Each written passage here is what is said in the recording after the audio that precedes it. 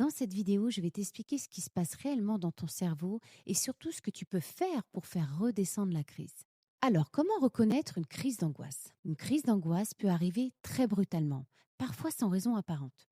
Ton corps peut déclencher plusieurs sensations très fortes. Un cœur qui bat très vite, une respiration courte, une sensation d'étouffer, des vertiges, des tremblements, une sensation de chaleur ou au contraire du froid. Certaines personnes ont aussi l'impression de perdre le contrôle, de devenir folle, voire même de ressentir l'impression de mourir. Ces sensations sont impressionnantes.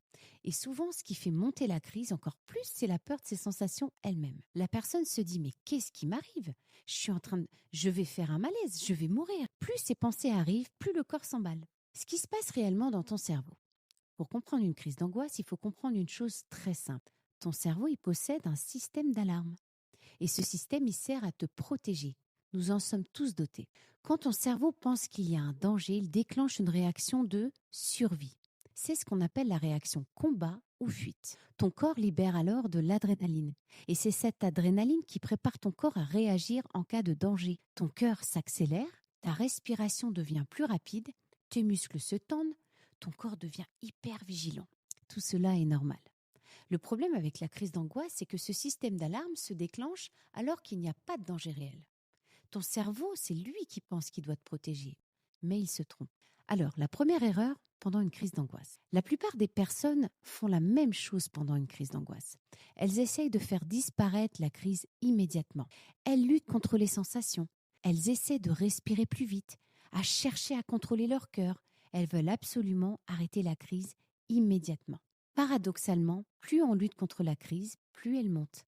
Alors pourquoi? Parce que le cerveau interprète cette lutte comme un nouveau danger. La première chose à faire, c'est de ralentir la respiration. Je vais t'expliquer pourquoi c'est si important.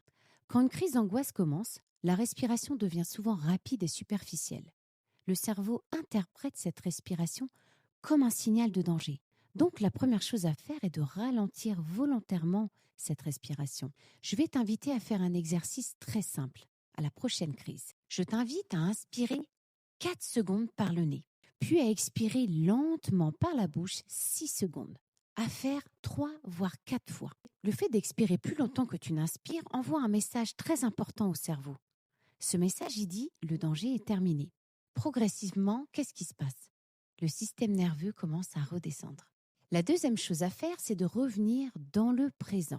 Pendant une crise d'angoisse, le cerveau part souvent dans des scénarios de catastrophe. Il imagine des choses graves, il se déconnecte du moment présent. Une technique simple consiste à ramener le cerveau ici et maintenant, dans la réalité. Pour cela, on peut utiliser les 5 sens. Alors, je vais t'inviter à faire un exercice encore très simple. Regarde autour de toi 5 choses que tu peux voir.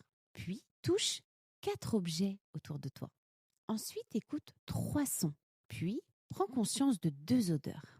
Et enfin, ressens une sensation dans ton corps. Par exemple, tes pieds qui touchent le sol ou même ta respiration elle-même. Cet exercice peut sembler simple, mais il a un effet puissant. Pourquoi? Parce qu'il ramène le cerveau du mode panique en mode observation, pour chercher les preuves en réalité quelque part. Est-ce que tu es vraiment en danger ici et maintenant? Troisième chose à faire, changer l'interprétation des sensations.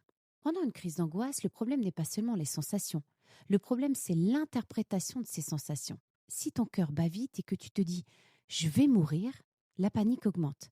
Mais si tu te dis « c'est une crise d'angoisse, mon cœur produit de l'adrénaline et ça va redescendre », tu vois là, le cerveau reçoit un message différent, un message de sécurité. Et la crise redescend plus vite. Une chose importante à comprendre. Une crise d'angoisse est très impressionnante, mais elle n'est pas dangereuse pour ton corps. Ton cœur peut battre vite, c'est vrai. Ta respiration peut changer, oui, mais ton corps sait gérer ses réactions. Une crise d'angoisse est simplement une alarme trop sensible, un peu comme un détecteur de fumée qui se déclenche quand on fait griller du pain. Il y a une alarme, mais il n'y a pas de feu. Alors pourquoi certaines personnes font des crises répétées? Quand les crises d'angoisse deviennent fréquentes, il y a souvent plusieurs facteurs. Par exemple, un stress prolongé, un système nerveux épuisé, des émotions accumulées ou des blessures plus anciennes. Le corps peut rester en hypervigilance et le système d'alarme se déclenche plus facilement. Dans ces cas-là, le travail ne consiste pas seulement à calmer la crise, il consiste à comprendre ce que le corps essaye d'exprimer. Ce qu'il faut retenir. Si tu fais une crise d'angoisse, Souviens-toi de 3 choses simples. Ralentis ta respiration. Ramène ton attention dans le présent avec tes 5 sens. Et rappelle-toi que ce que tu vis est une réaction du système nerveux, pas un danger réel. Donc, une crise d'angoisse peut donner l'impression de perdre le contrôle. Mais comprendre ce mécanisme est souvent la première étape pour reprendre du pouvoir sur ce qui se passe. Si tu es en train de vivre une crise en regardant cette vidéo, respire doucement. Ton corps n'est pas en train de te lâcher. Il essaye simplement de te protéger. Mais si ces crises reviennent souvent dans ta vie, il est possible que ton système nerveux soit resté en hypervigilance depuis trop longtemps. Parfois à cause du stress, à cause d'émotions accumulées, parfois à cause des blessures plus anciennes qui continuent d'activer ce système d'alarme. Dans ce cas-là, pas de panique. Apprendre à calmer une crise peut aider sur le moment. Mais comprendre ce qui déclenche réellement ces réactions peut permettre d'aller beaucoup plus loin. Si tu te reconnais dans ce que je décris, je propose des séances d'accompagnement spécialisées dans l'anxiété, les crises d'angoisse, les TOC, les blessures émotionnelles anciennes. Le lien pour prendre rendez-vous se trouve dans la description de cette vidéo. Et si cette vidéo t'a aidé à mieux comprendre ce qui se passe dans ton corps, tu peux aussi t'abonner à la chaîne. Je partage régulièrement des contenus pour mieux comprendre l'anxiété et apprendre à apaiser durablement son système nerveux.